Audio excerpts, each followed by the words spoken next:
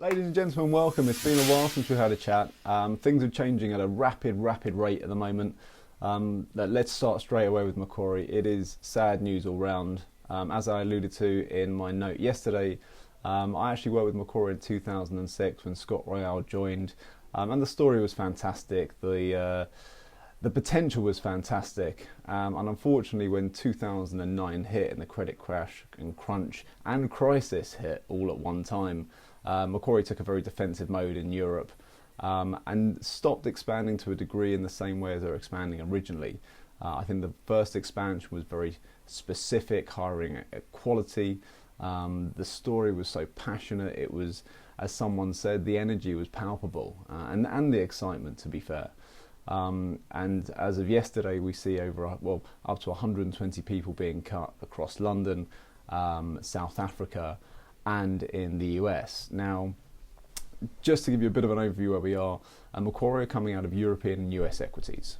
What it does mean is that they are keeping Asian equities.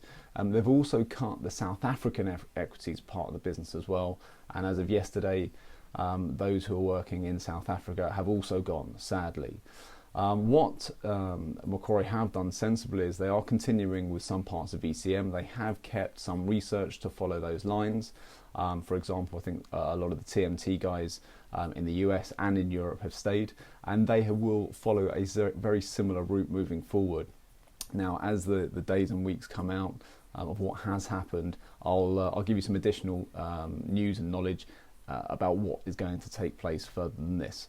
So moving further forward, Macquarie also have a joint venture with Kepler Cheuvreux. Now what it means is that the Asian product for Macquarie will be distributed through continental Europe from Kepler Cheuvreux, and vice versa. Kepler's research throughout Europe will be distributed in in Asia by Macquarie. So there is a good JV there.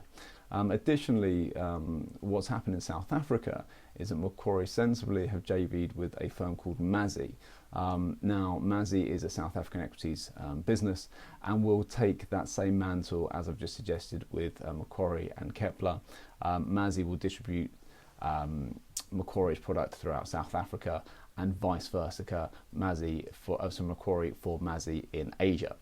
Now, look, this is a terrible situation for the 120 people that have been cut and that are looking for the jobs at the moment. It is a tough market, but as I've always said, quality does rise to the top. There is opportunity out there, and we have active mandates. We actually are working with a number of people from Macquarie at the moment from what's happened yesterday. And if you are looking for a position, you want to have an overall view, or even if you just want some career advice, please get in contact, because it is an active market, and I can assure you there is still things going on. You can still be a part of the market, but one thing I would have to say, you've got to be very realistic with yourself in regards to your client base, in regards to your passion for the market, whether you've got an attitude and aptitude to be in it. It's not going to get easier overnight. We all know this. However, as the market does stabilise, as Brexit does come to fruition, hopefully January is going to be the day after the general election in December. But there are opportunities. We are going to be in a more stabilised market. It is going to be a more primary and ECM focused market. We know this, and we are getting through that pain at the moment to get there. And talking of pain, we've had news over the past couple of weeks of HSBC potentially cutting 10,000 people globally. Now, there's nothing being done at the moment. HSBC have certainly gone down a more structured route. They've cut out a lot of the senior staff in their equities division thus far. They are looking at their investment bank with a fine-tooth comb, I would say, and at the same time working out what it is they want to be and become and stay for the future. Because as we all know, banking unfortunately looks very much at a 3-monthly view rather than a 400-year view or a 200-year view or even maybe a 10-year view. And invariably with banks, these are the bedrocks of our financial society and economic bedrock.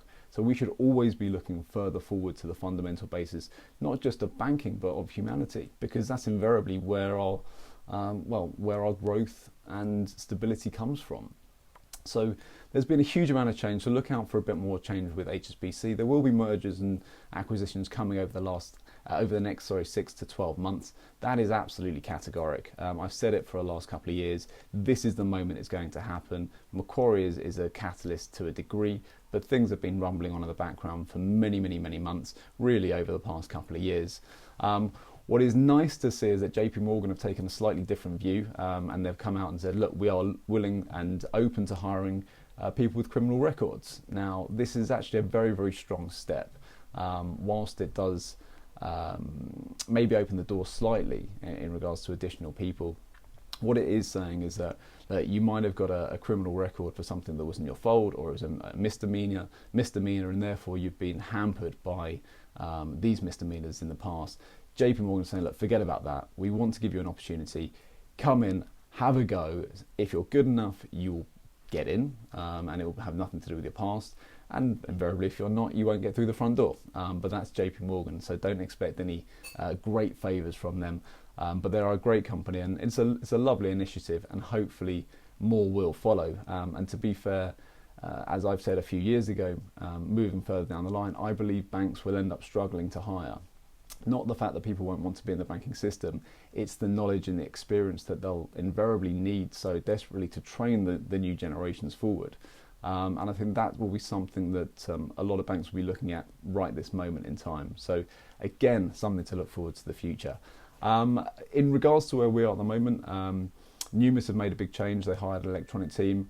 Nish, Vinny and Matt have gone over there, so good luck to those guys. It seems like that was a very well received move from the market. They moved from Canaccord, which was well, it was in trouble UK business, and it seems that Numis have given them a very strong life raft to go off and continue their platform and business. So good luck to those guys. And I'll leave you finally with our newsletter. As you may have seen, we are making our newsletter slightly more exclusive. What it means is that actually anyone who's been inactive over a certain period of time will no longer be receiving our newsletter. Now, don't take this in any negative way. We want to focus on those who want our service, who need our service, who value our service, like anyone else does. And invariably, this is what we're trying to do. And by doing so, we're listening to you more. So what you deliver is more of what you need. And invariably, what you will start to see is a lot more videos. There will be some more interviews coming forward, a lot more features. You will see this week's newsletter, which is going to come out right this moment, in fact, is slightly different and will enhance, hopefully, what it has been before. And again, we hope you continue to use it, enjoy it. And any comments and queries, please feel free to get in contact and come back to me and the team at any time.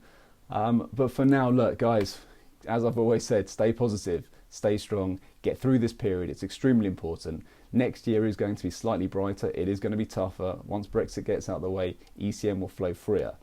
This is the catalyst of where we move forward. So for now, keep well, be strong, be positive, and I will see you soon.